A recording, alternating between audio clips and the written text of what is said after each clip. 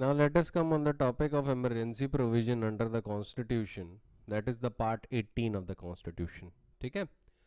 So we have Article 352 first.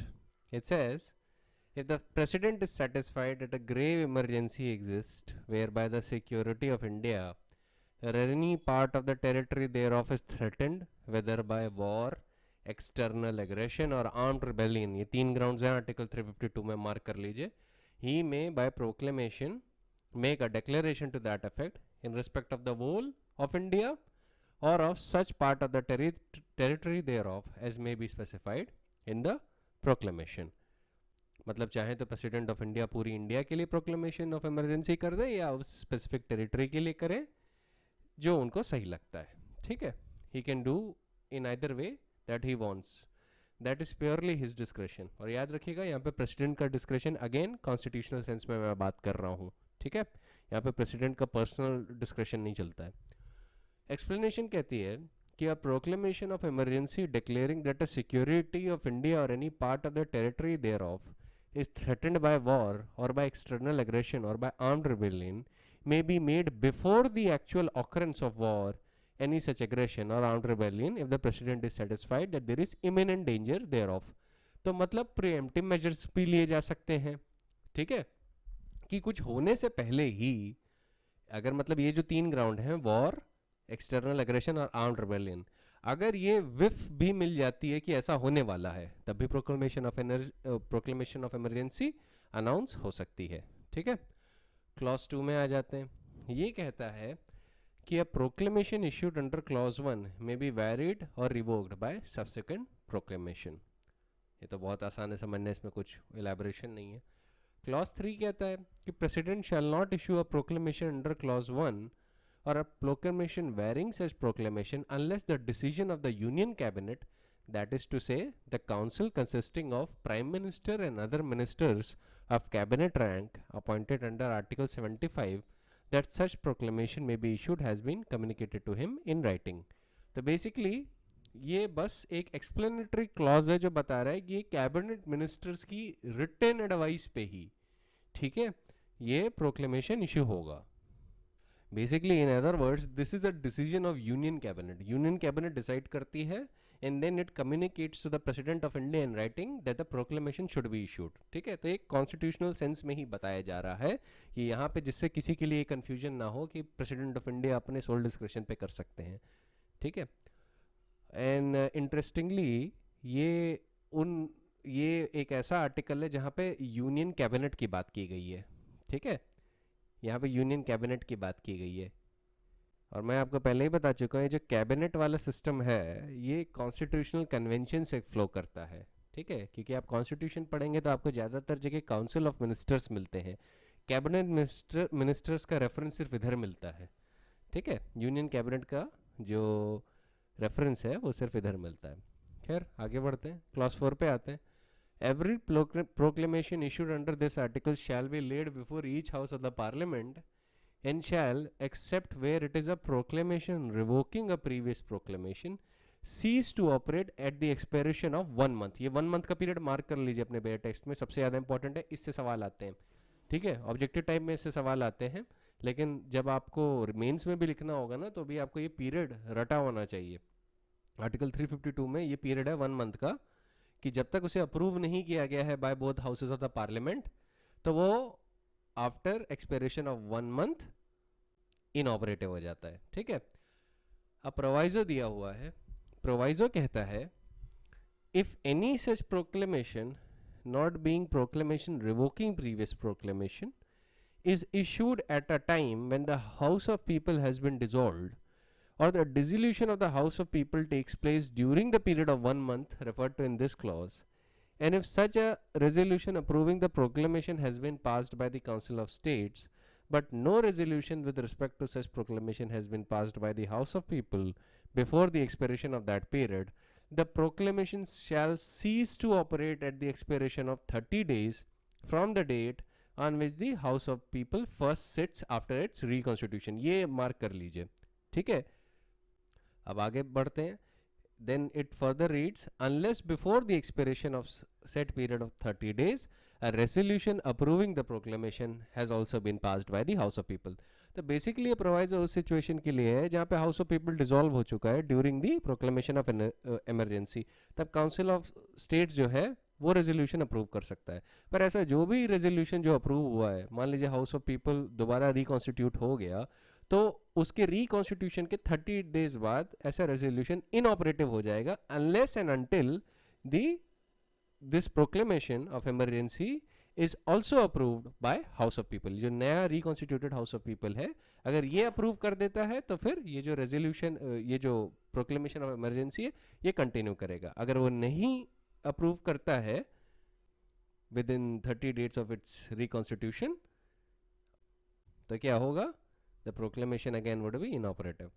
Clause 5 कहता है कि a proclamation so approved shall unless revoked cease to operate on the expiration of 6 months from the date of passing of second of the resolution approving the proclamation under clause 4. अब ये उस situation के लिए है जहाँ पे proclamation approve कर दिया गया है. देखिए पहली सिचुएशन थी जहाँ पे president of India on the advice of union cabinet proclamation of emergency issue करते हैं आर्टिकल 352 पे, ठीक है, तो उसका पीरियड कितना है? 1 मंथ. अब ये बता रहा है कि जब अप्रूव हो जाता है तो कितनी लिमिटेशन है, तो ये है 6 मंथ्स की लिमिटेशन. ये अप्रूवल के बाद है. अब इसको आप मार्क कर लीजिए, ठीक है. अब प्रोवाइजो भी इसका भी है, ये कहता है provided that if and so often as a resolution approving the continuance in force of such proclamation is passed by both houses of the parliament, the proclamation shall unless revoked continue in force for a further period of 6 months from the date on which it would otherwise cease to operate under this clause. अब ये कह रहा है, ये प्रोवाइजर कह रहा है कि अगर उसी पीरियड के अंदर प्रोक्लेमेशन को दोबारा रिन्यू कर दिया गया, मतलब जो अप्रूवल है, अप्रूवल जो बोथ हाउसेस देते हैं उन्होंने री अप्रूवल दे दिया कि नहीं इसको अभी कंटिन्यू रखिए, तो proclamation of emergency will continue again for a further period of 6 months. ठीक है, तो मतलब एक अप्रूवल पे 6 महीने तक का पीरियड रहता है. ठीक है, फिर दूसरे अप्रूवल पे भी 6 महीने का ही पीरियड रहेगा. अब वो प्रोवाइजो जो फिर इसके बाद जो आता है वो वही बात रिटरेट करता है कि अगर उस पीरियड के दौरान अगर हाउस ऑफ पीपल डिसॉल्व हो जाए तो क्या होगा. तो ये in substance is similar to the proviso that we just read in clause 4. तो इस पे क्या कहते हैं, टाइम नहीं वेस्ट करेंगे हम लोग, you can read it yourself, same ही बात कर रहा है वो. फिर अब हम आ जाते हैं क्लॉज 6 पे. क्लॉज 6 कहता है कि for the purpose of clause 4 and clause 5 resolution may be passed by either house of the parliament only by a majority of total membership of that house and by a majority of not less than 2/3 of the members of the house present and voting. तो basically ये बता रहा है कि ये जो resolution है इसको अप्रूव करने के लिए कितनी मेजॉरिटी चाहिए. ठीक है, तो क्या है, majority of the total membership of the house and majority of not less then 2/3 of the members of the house present and voting. तो ये कौन सी मेजॉरिटी हुई, ये स्पेशल मेजॉरिटी हुई. फिर हम आ जाते हैं क्लॉज 7 पे. क्लॉज 7 कहता है notwithstanding anything contained in the foregoing clauses the president shall revoke a proclamation issued under clause 1 or a proclamation varying such proclamation if the house of people passes a resolution disapproving or as the case may be disapproving the continuance in force of such proclamation. अगर house of people ने, मतलब लोकसभा ने resolution pass कर दिया कि ये जो emergency है इसको कंटिन्यू नहीं रखना चाहिए या डिसअप्रूव कर दिया passing of proclamation of emergency, तो क्या होगा, तो president is bound to revoke the emergency provision. ठीक है, अब क्लॉज 8 उसका प्रोसीजर बताता है. ठीक है, क्लॉज 8 बताता है कि where a notice in writing signed by not less than 1/10 of the total number of members of the house of people has been given of their intention to move a resolution for disapproving or as the case may be for disapproving continuance of force of a proclamation issued under clause 1 or a proclamation varying such proclamation. तो ये notice in writing किसको दी जाएगी, speaker को अगर house session में है और president को अगर हाउस सेशन में नहीं है. And a special sitting of the house shall be held within 14 days from the date on which such notice is received by the speaker और एज द केस में be president for the purpose of considering such resolution. तो 14 days का period भी mark कर लीजिएगा। Clause 9 पे आ जाते हैं। क्लॉज 9 क्या कहता है?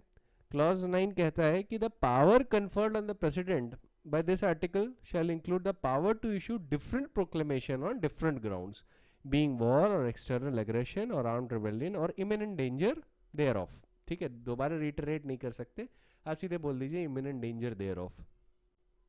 तो मतलब बेसिकली है कि मान लीजिए प्रेसिडेंट ऑफ इंडिया ने इमरजेंसी डिक्लेयर की on the grounds of external aggression, ठीक है, या imminent danger of external aggression, दोनों में से किसी एक को मान लीजिए, तो फिर वो वॉर के ग्राउंड पे भी इमरजेंसी डिक्लेयर कर सकते हैं, वो आर्म्ड रेबेलियन के भी ग्राउंड पे इमरजेंसी डिक्लेयर कर सकते हैं। ठीक है, तो एक ग्राउंड पे इमरजेंसी डिक्लेयर करने का मतलब ये नहीं होता कि अब बाकी ग्राउंड एग्जॉस्ट हो गए, अब वो उनको उन पे इमरजेंसी नहीं डिक्लेयर कर सकते, ऐसा नहीं है। ठीक है, एक ग्राउंड पे मान लीजिए अगर इमरजेंसी उन्होंने डिक्लेयर की तो इसका मतलब ये नहीं होता कि दूसरे ग्राउंड्स अब उनके पास अवेलेबल नहीं है, उनके पास दूसरे ग्राउंड्स भी अवेलेबल हैं। तो मान लीजिए एक ग्राउंड पे उन्होंने इमरजेंसी डिक्लेयर की, वो डिसअप्रूव हो गया, अब वो दूसरे ग्राउंड पे भी इमरजेंसी डिक्लेयर कर सकते हैं इफ़ ही सो वांट्स। ठीक है, या मान लीजिए उन्होंने इमिनेंट डेंजर के ग्राउंड पे, वॉर के इमिनेंट डेंजर के ग्राउंड पे इमरजेंसी क्या कहते हैं उन्होंने प्रोक्लेम की थी। उसके बाद मान लीजिए लोकसभा ने बोल दिया कि नहीं, डिसअप्रूव, ये जो प्रोक्लेमेशन है इसको हटाइए, प्रोक्लेमेशन हटा दिया, अब एक्चुअल में वॉर हो गई।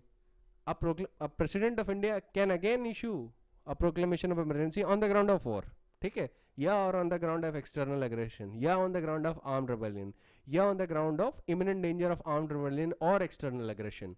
ठीक है, तो याद रखिएगा, एक ग्राउंड पे अगर उन्होंने प्रोक्लेमेशन दिया है तो इसका मतलब ये नहीं कि बाकी ग्राउंड एग्जॉस्ट हो जाते हैं, वो डिफरेंट ग्राउंड्स पे भी प्रोक्लेमेशन कर सकते हैं। ठीक है, हम आज के लिए ऐसा कर लेते हैं ना कि आज के लिए हम लोग जरा आर्टिकल 352 से 360 और 365 तक पढ़ लेते हैं। केस लॉज और जो कंसेप्चुअल पार्ट है ना, कन्वेंशन वाला पार्ट, वो हम कल डील करेंगे, जिससे हमारे लिए थोड़ा स्ट्रीमलाइंड हो जाएगा, वरना ब्लॉक ब्लॉक करके पढ़ना पड़ेगा, उससे अननेसेसरी चीज़ें लेंदी हो जाती हैं। तो ऐसा करते हैं, आज हम लोग सीधे आर्टिकल ख़त्म कर लेते हैं, आर्टिकल का एक्सप्लेनेशन ख़त्म कर लेते हैं, कल हम लोग कन्वेंशन और केस लॉ से सीधे डील करेंगे, तो 2 लेक्चर्स में ही निपट जाएगा। अब हम आ जाते हैं आर्टिकल 353 पे। आर्टिकल 353 कहता है कि while a proclamation of emergency is in operation, then notwithstanding anything in this constitution, the executive power of the union shall extend to giving directions to the state as to the manner in which the executive power thereof is to be exercised। ठीक है, कि मतलब union state को direction दे सकता है कि वो अपनी एग्जीक्यूटिव पावर कैसे एक्सरसाइज करेगा। क्लॉज बी कहता है the power of the parliament to make laws with respect to any matter shall include the power to make laws conferring powers and imposing duties or authorising the conferring of powers and the imposition of duties upon the union or officers and the authorities of the union as respects to the matter notwithstanding that it is one which is not enumerated in union list। basically clause B कहता है कि parliament empower हो जाती है after proclamation of emergency के बाद to make laws with respect to all the matters, और वो जो अथॉरिटीज़ हैं, जो स्टेट की अथॉरिटीज़ हैं, उन पे भी वो ड्यूटी और लाइबिलिटी इंपोज कर सकती हैं। और ये मैटर ही नहीं करता कि parliament is not competent to enact such law in the union list. मान लीजिए वो मैटर स्टेट लिस्ट में जाता है, ठीक है, तो स्टेट का एग्जीक्यूटिव डोमेन है, सॉरी स्टेट का लेजिस्लेटिव डोमेन है, तो यूजुअली वहाँ पे पार्लियामेंट इंक्रोच नहीं कर सकती। बट जब प्रोक्लेमेशन ऑफ इमरजेंसी हो जाता है तब ये जो बाउंडेशंस हैं वो पार्लियामेंट को बाइंड नहीं करती। ठीक है, वो स्टेट के ऑफिसर्स पे ड्यूटीज भी इंपोज कर सकती हैं, लाइबिलिटीज भी इंपोज कर सकती हैं, पावर्स भी कन्फर कर सकती हैं without any sort of limitation. अब प्रोवाइजो कहता है कि where a proclamation of emergency is an operation only in part of the territory of India, the executive power of the union to give directions under clause A and the power of the parliament to make laws under clause B shall also extend to any state other than the state in which or in any part of which the proclamation of emergency is in operation, if and in so far as the security of India or any part of the territory thereof is threatened by the activities in or in relation to the part of the territories of India in which the proclamation of emergency is in operation। ठीक है, अब एक चीज़ बता देता हूँ, article 353 का जो clause B है, आप इसको ध्यान रखिएगा कि जब भी आप एग्जाम में इसको लिख रहे हो, तो हमने जब लेजिस्लेटिव रिलेशंस का चैप्टर पढ़ा था, तो उसके कॉन्टेक्स्ट में ज़रूर लिखिएगा। जैसे कि जब आप इमरजेंसी के पॉइंट पे लिख रहे हैं, तो आप कौन से आर्टिकल से उसको रिलेट करेंगे? आप उसको आर्टिकल 250 से रिलेट करेंगे, ठीक है। ये जो पार्लियामेंट वाला पॉइंट है, ये आप पहले भी एक बार सुन चुके हैं, ये आर्टिकल 250 में था, ठीक है। So learn to interlink, interlinking के बहुत अच्छे नंबर मिलते हैं। जितना अच्छा आप इंटरलिंक करना सीखेंगे, उतने ज़्यादा आपको मीन्स में नंबर मिलेंगे। फिर हम आ जाते हैं आर्टिकल 354 पे। वो कहता है the president may while a proclamation of emergency is in operation by order direct that all or any other provisions under article 268 to 279 जो डिस्ट्रीब्यूशन ऑफ टैक्स रेवेन्यू से डील करते हैं, shall for such period not extending in any case beyond the expiration of the financial year in which such proclamation ceases to operate, as may be specified in the order, have effect subject to such exceptions or modifications as he thinks fit. Clause 2 reads, every order made under Clause 1 shall, as soon as may be after it is made, be laid before each house of the parliament. Article 355 कहता है कि it shall be the duty of the union to protect every state against external aggression and internal disturbance and to ensure that the government of every state is carried on in accordance with the provision of this constitution. मान लीजिए waste Bengal पे बांग्लादेश हमला कर रहा है, या राजस्थान पे या कश्मीर में पाकिस्तान इन्फिल्ट्रेट कर रहा है, ठीक है। तो अब तो खैर कश्मीर यूनियन टेरिटरी हो गया, तो फिर वो पॉइंट नहीं बनता, लेकिन मान लीजिए स्टेट होता, ठीक है। तो क्या गवर्नमेंट ऑफ इंडिया कह सकती थी नहीं भाई स्टेट का मैटर है, स्टेट देखे, लॉ एंड ऑर्डर पुलिस उसकी है, ये उनकी रिस्पॉन्सिबिलिटी? नो। आर्टिकल 355 ये ड्यूटी यूनियन पे कास्ट करता है, सेंटर पे कास्ट करता है कि it is their responsibility to protect the state against external aggression and internal disturbance and ensure that the government of every state is carried on in accordance with the provision of the constitution, ठीक है। फिर हम आ जाते हैं article 356 पे। इस पे सबसे ज़्यादा केस लॉज हैं और इसी पे ही सवाल आएगा मेनली, ठीक है। इसी पे आपका SR Bommai versus union of India और पता नहीं क्या क्या है, खैर उन सबसे हम लोग डील करेंगे आराम से। अभी आर्टिकल समझ लीजिए। आर्टिकल 356 सेज, अच्छा इम्पॉर्टेंट चीज़ बताता हूँ आपको आर्टिकल 356 की, यहाँ पे इमरजेंसी शब्द का यूज़ नहीं हुआ है, ठीक है। आर्टिकल 356 टर्मिनोलॉजी यूज़ करता है failure of a constitutional machinery in the state. वो ये नहीं कहता है emergency in the state, it says failure of constitutional machinery. तो ये एक बात है जिस पे ध्यान रखिएगा। It reads, if the president on receipt of a report from governor of a state और अदरवाइज, मतलब स्टेट के गवर्नर या अदरवाइज। अब अदरवाइज बहुत बड़ा ग्राउंड है, अब अदरवाइज में कोई भी आ सकता है, आप भी आ सकते हैं, जर्नलिस्ट भी आ सकता है, जजेस भी आ सकते हैं, कोई भी, मतलब कोई भी रिपोर्ट कर दे प्रेसिडेंट को, लेट अस सपोज गवर्नर साहब नहीं करते, तो ऐसे सिचुएशन में ये इतना बड़ा ग्राउंड है which is empowering the president और the centre far too much. So if the president on the receipt of a report from the governor of a state or otherwise is satisfied that the situation has arisen in which the government of the state cannot be carried out in accordance with the provision of this constitution, the president may by proclamation A assume to himself all or any of the functions of the government of the state and all or any of the powers vested in or exercisable by the governor or any body or authority in the state other than the legislature of the state. मतलब legislative power को छोड़ के वो सारी power mainly executive खुद में waste कर सकते हैं if he so wants. Clause B पे आ जाते हैं। Declare that the powers of the legislature of the state shall be exercisable by or under authority of the parliament. ठीक है, क्या मतलब अब स्टेट लेजिस्लेचर की जो पावर है अब वो पार्लियामेंट की अथॉरिटी में एक्सरसाइज होगी, ठीक है, और पार्लियामेंट के सुपरविजन में एक्सरसाइज होगी। क्लॉज सी में आ जाते हैं। क्लॉज सी कहता है make such incidental and consequential provision as appear to the president to be necessary or desirable for giving effect to the objects of the proclamation including provisions for suspending in whole or in part the operation of any provision of this constitution relating to any body or authority in the state. अब proviso का बहुत ध्यान रखिएगा, ठीक है, ये पूछा जा सकता है. प्रोवाइजो कहता है कि nothing in this clause shall authorise the president to assume to himself any of the power vested in or exercisable by the High Court or suspend in whole or in part the operations of any provision of this constitution relating to High Court. High Court को लेके एक भी provision छेड़ा नहीं जा सकता, ठीक है, इस बात का ध्यान रखना है आपको. क्लॉज 2 पे आ जाते हैं. एनी प्रोक्लेमेशन में बी वैरिड और रिवोक्ड बाय सब्सिक्वेंट प्रोक्लेमेशन. तो यहाँ तक टर्मिनोलॉजी सेम है, पर अभी आप देखिएगा यहाँ पे जो पीरियड है यहाँ पे डिफरेंट है. यहाँ पे 2 मंथ का पीरियड आपको मिलेगा. क्लॉज 3 पे आते हैं. क्लॉज 3 कहता है कि every proclamation under this article shall be laid before each house of the parliament and shall, except where it is a proclamation revoking a previous proclamation, cease to operate at the expiration of 2 months unless before the expiration of that period it has been approved by the resolution of both houses of the parliament.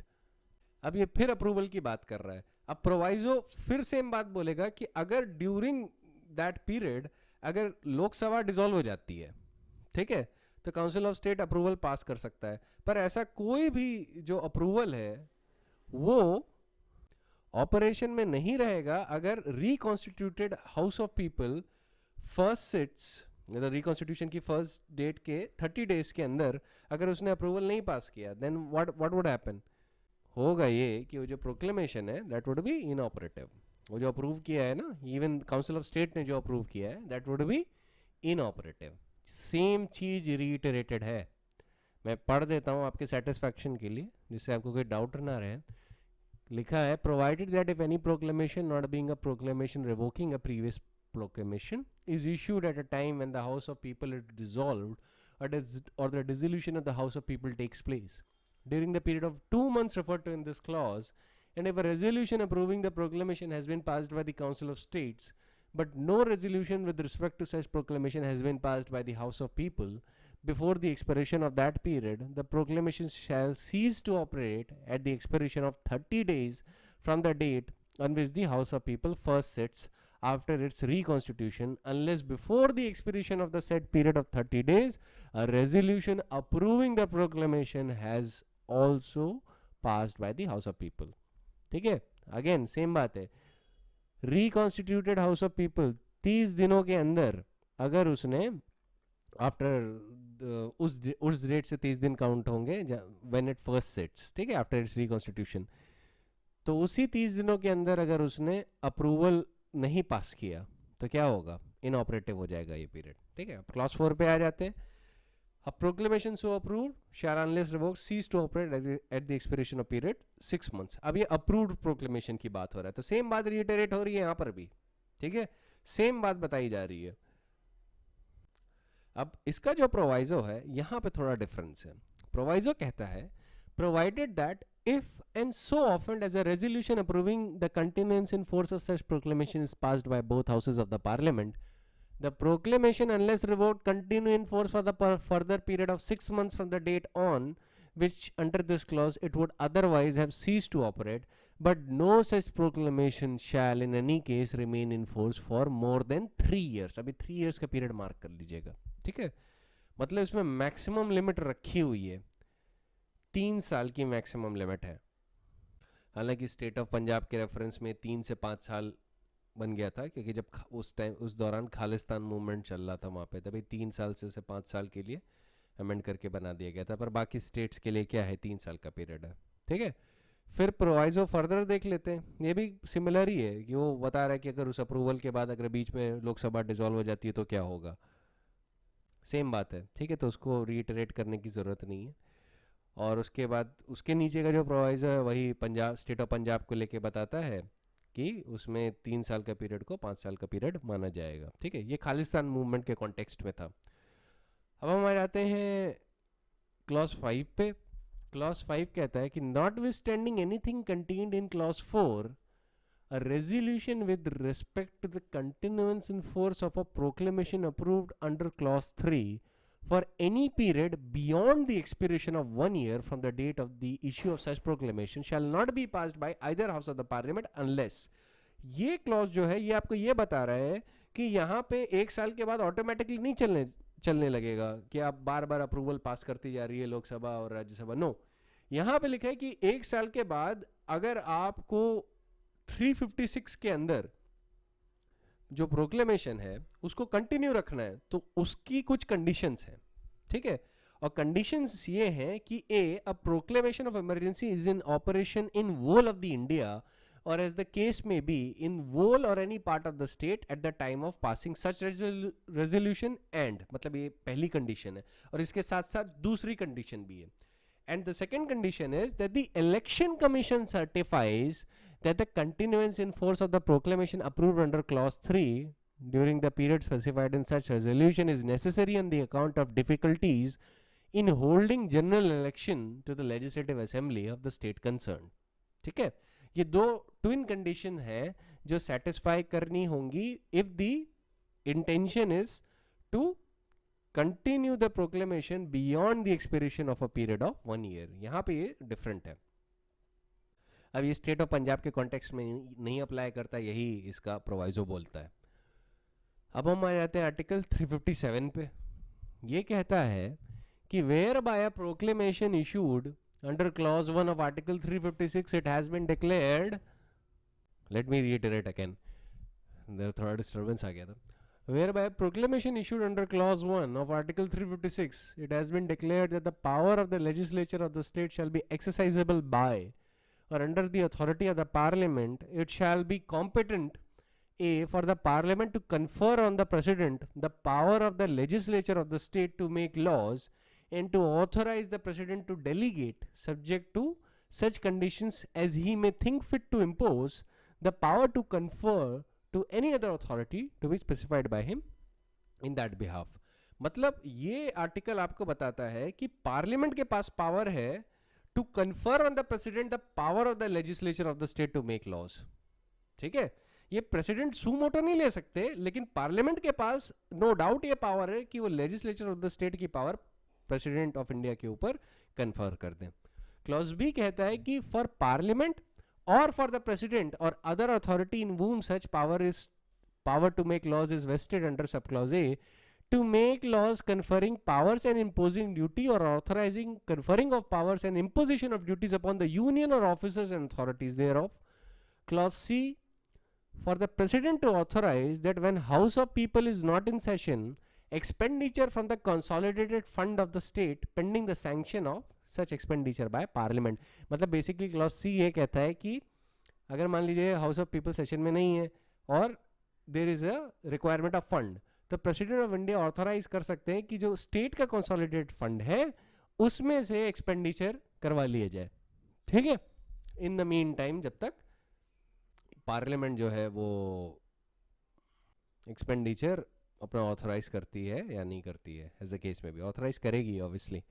Clause 2 पे आ जाते हैं। Clause 2 कहता है any law made in the exercise of power of the legislature by any law made in exercise of the power of the legislature of the state by parliament और the president और other authority referred to in sub clause A of clause 1 which parliament or the president or such other authority would not, but for the issue of proclamation under article 356 have been competent to make after proclamation has ceased to operate, continue in force until altered or repealed or amended by the competent legislature or other authority। तो basically ये बता रहा है कि मान लीजिए कि proclamation अब effect में नहीं है, तो जो भी laws जो कि पार्लियामेंट प्रेसिडेंट अगर उन पे वो पावर कन्फर की गई है लेजिस्लेटिव या किसी और अथॉरिटी के ऊपर अगर लेजिस्लेटिव पावर कन्फर की गई है, वो कोई लॉ बनाते हैं तो वो automatically after expiry of the proclamation under article 356 extinguish नहीं हो जाएगा। ठीक है, वो फोर्स में रहेगा until and unless state legislature या कोई और अथॉरिटी वो has been empowered by the state legislature उसको ऑल्टर, रिपील या अमेंड नहीं करती है। ठीक है, इस पे ध्यान रखिएगा। अब आ जाते हैं आर्टिकल 358 पे। Article 358 says suspension of provisions of article 19 during emergencies. It reads that while a proclamation of emergency declaring that security of India or any part of the territory thereof is threatened by war or external aggression is in operation, nothing in article 19 shall restrict the power of state as defined in part 3 to make any law or take any executive action which the state would, but for the provision contained in that part, be competent to make or to take. But any law so made shall, to the extent of incompetency, cease to have effect as soon as proclamation ceases to operate, except as things done or omitted to be done before law ceases to have effect. अब ये basically कह रहा है कि जब proclamation of emergency operation में होता है, जहां पे सिक्योरिटी ऑफ इंडिया या उसकी कोई territory threatened by war, external aggression, वो एसेट्रा इज इन ऑपरेशन, तो आर्टिकल 19 बिल्कुल भी रिस्ट्रिक्ट नहीं करेगा एग्जीक्यूटिव पावर को या स्टेट की power to make any law. पर ऐसा कोई भी लॉ या एग्जीक्यूटिव एक्शन जो लिया गया है विच रिस्ट्रिक्ट्स आर्टिकल 19 या आर्टिकल 19 को कॉन्ट्रावीन करता है ऐसा एग्जीक्यूटिव एक्शन या लॉ, वो सीज टू ऑपरेट हो जाएगा automatically when the proclamation ceases. ठीक है, तो मतलब प्रोक्लेमेशन के सीज होने के साथ ऐसा लॉ और एग्जीक्यूटिव एक्शन भी सीज हो जाएगा, except for the saving clause. जो सेविंग इफेक्ट है ना, कि उस पीरियड के दौरान जो भी चीजें की गई हैं उनको लेके कोई लीगल एक्शन नहीं होगा, एसेट्रा एसेट्रा, उसको छोड़ के बाकी जो भी वो लॉ है या एग्जीक्यूटिव एक्शन है वो इफेक्ट में नहीं रहेगा when the proclamation of emergency ceases to operate. ठीक है, तो यहां पे ऑटोमेटिकली ऐसा लॉ या एग्जीक्यूटिव एक्शन वाइप आउट हो जाएगा with the proclamation being rendered inoperative. तो जैसे ही प्रोक्लेमेशन बेकार हुआ वैसे ऐसा लॉ और एग्जीक्यूटिव एक्शन भी बेकार हो जाएगा. ठीक है, so it is this law and executive action is directly linked to the operation of the proclamation of emergency. When the proclamation of emergency is in operation, such law, such state law or executive action would be in operation. But when the proclamation is inoperative, then such state law or executive action would also be inoperative. ठीक है, proviso पे आ जाते हैं. Proviso reads that where such proclamation of emergency is in operation only in any part of the territory of India, any such law may be made or any executive action may be taken under this article in relation to or in any state or union territory in which or in any part of which the proclamation of emergency is not in operation, if and in so far as the security of India or any part of the territory thereof is threatened by the activities in or in relation to the part of the territory of India in which the proclamation of emergency is in operation. So basically extension of this law and executive action is not just confined to the area or the state where the proclamation of emergency has been made. Its effect can also be utilized to the other territories where such activities are going on which threatens the integrity of India on the grounds on which the proclamation of emergency has been issued. ठीक है, अब हम आ जाते हैं clause 2 पे. It reads that nothing in clause 1 shall apply to any law which does not contain a recital to that effect that such law is in relation to the proclamation of emergency is in operation when it is made. And clause B, to any executive action taken otherwise under a law containing such recital. अब ये बड़ा important है, ये saving clause है, ये बताता है कि जो लॉ बन रहा है it should first contain that recital, कि ये जो लॉ है जो प्रोक्लेमेशन ऑफ इमरजेंसी के दौरान बना है and it abrogates article 19 या उसको कॉन्ट्रावीन करता है, तो उसके ऊपर एक रिसाइटल होना चाहिए and it is very necessary. और जो भी एग्जीक्यूटिव एक्शन जो लिया जा रहा है it should be taken under a law जो ऐसा रिसाइटल रखता है. अगर मान लीजिए वो लॉ नहीं है, जिस मतलब उस लॉ में रिसाइटल नहीं है, या executive action is being taken in a different law which does not contain such a recital, तब क्या होगा, तब article 19 would be in full operation. Article 19 का इफेक्ट तब भी रहेगा और ऐसा एग्जीक्यूटिव एक्शन और स्टेट का जो लॉ है वो हो सकता है वॉइड करार दे दिया जाए बाय कोर्ट.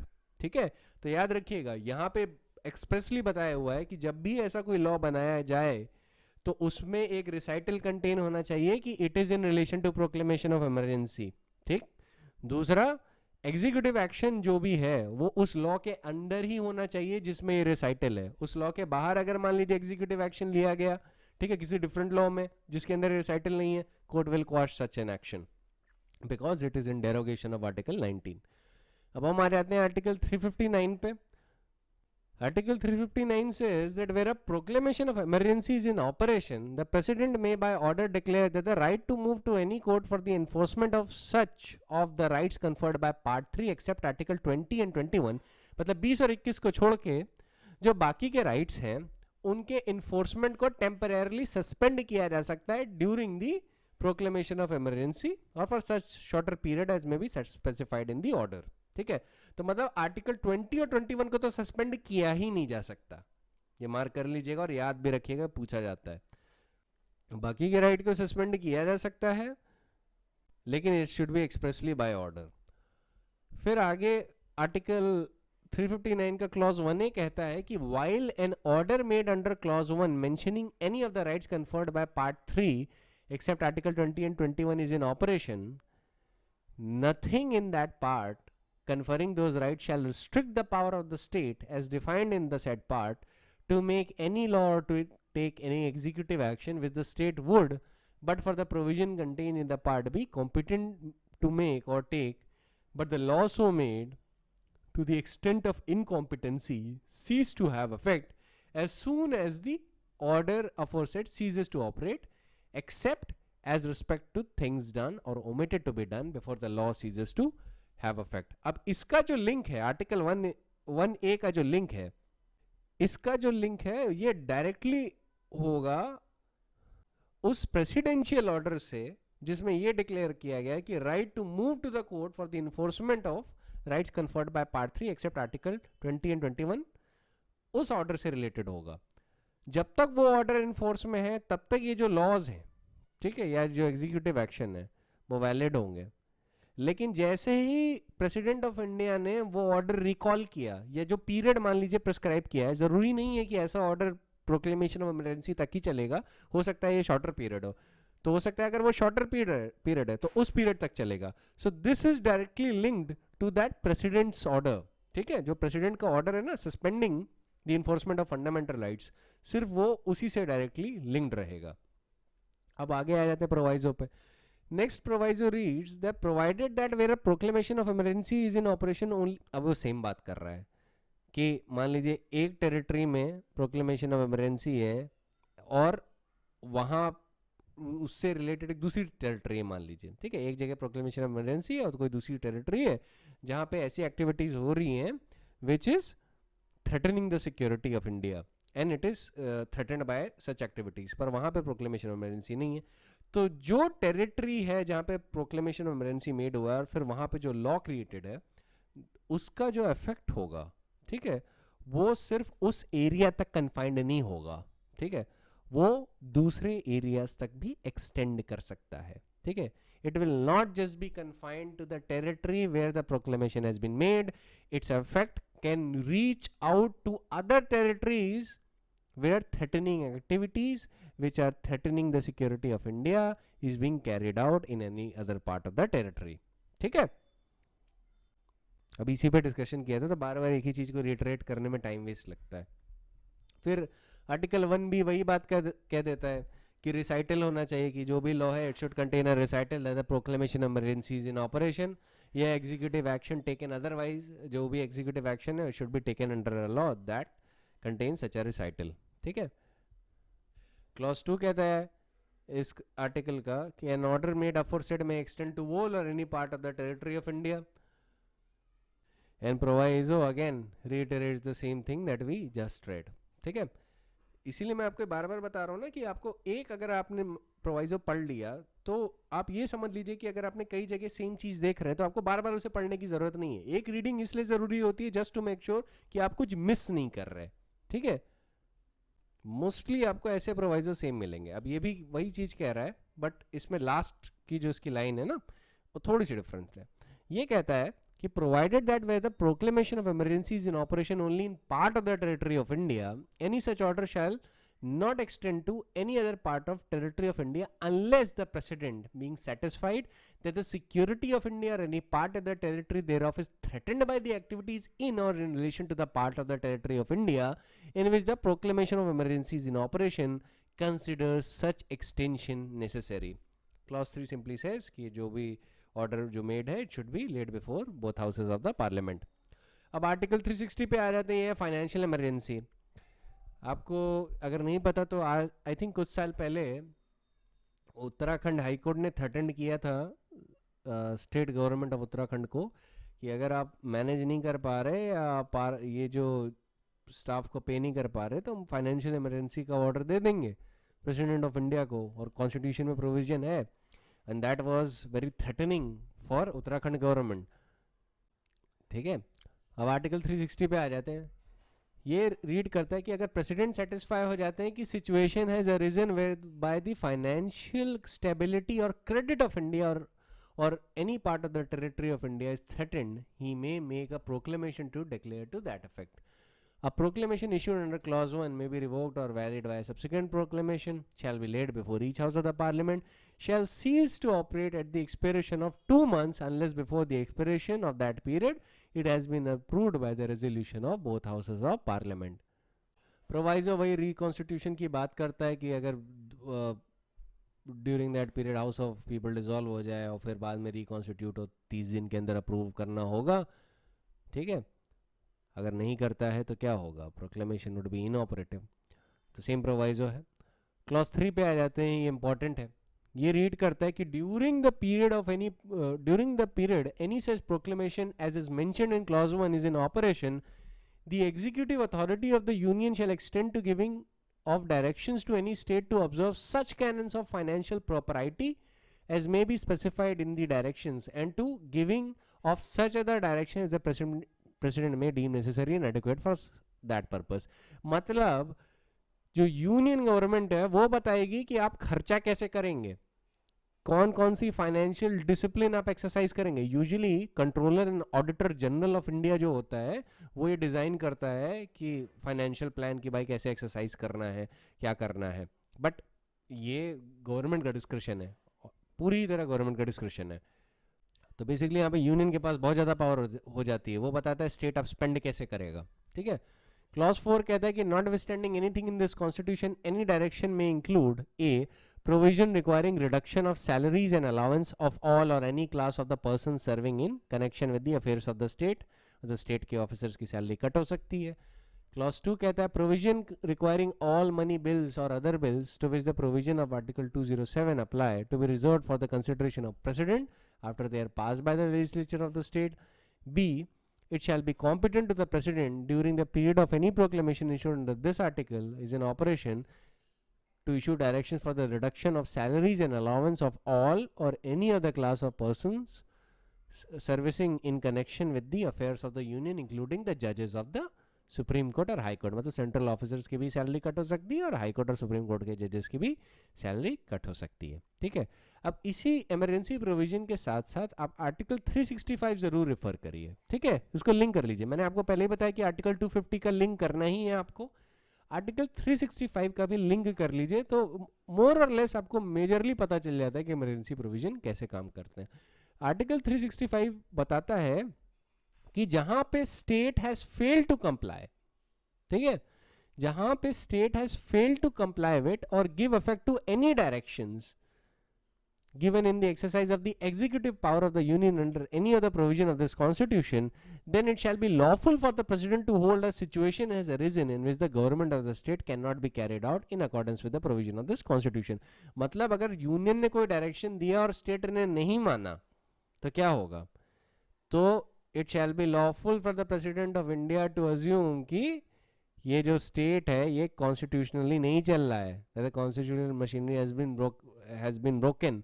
तो ऐसे में क्या होगा, आर्टिकल 356 का measure can be resorted to by the union. ठीक है, इसको आर्टिकल 356 रेड विद आर्टिकल 365 को डेमोकल सॉर्ड भी कहा जाता है। स्टेट अक्सर कहते हैं कि डेमोकल सॉर्ड है जो उनके ऊपर लटक रही है। खैर, तो आज के लिए इतना ही।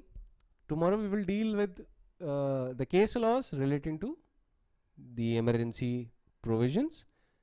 कल हमारा ये इमरजेंसी प्रोविजन खत्म हो जाएगा। ठीक है, so that is it for today. I will see you in the next lecture.